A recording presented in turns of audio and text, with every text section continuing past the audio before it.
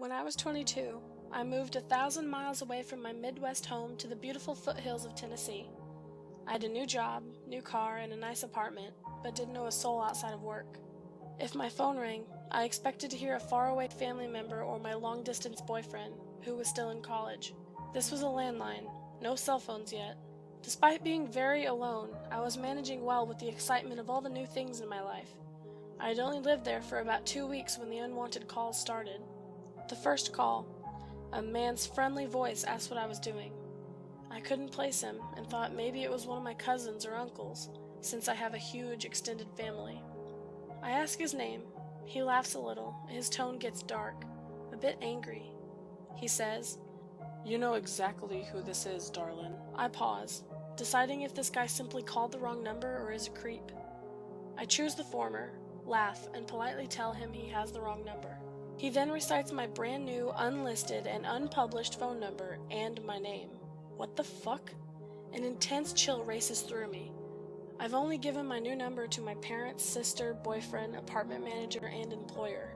I'm new to this city in this lovely southern state.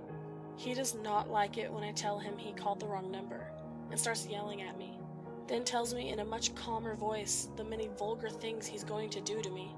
I hang up and brush it off. He calls again around 1 a.m. I tell him to fuck himself and hang up. He keeps calling, so I unplug the phone and return to sleep. However, as days go by, the calls continue and escalate. He starts mentioning personal things about me, said he liked the white quilt on my bed, knew what was in my fridge, and that he's allergic to my cat, and then asked me if I was in love with Mary.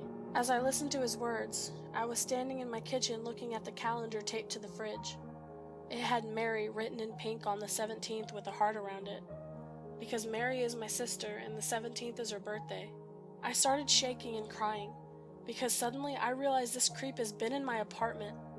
I was alone, with no friends or family to run to for the night. It was me versus a creepy mystery man. I didn't sleep much that night. Early the next morning, I talked to the apartment complex manager before heading to work, telling her what happened and that I want the locks changed that day. She gets a weird look on her face, and after a long pause says that she knows who has been in my apartment and that it won't happen again. Turns out she had a creepy, rapey maintenance guy who noticed a young woman moving into an apartment alone and thought I was his new pet.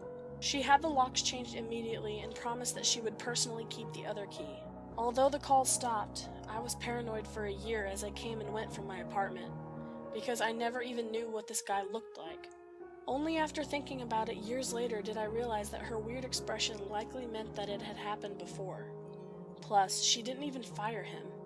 I regret not calling the cops. I was young and naive.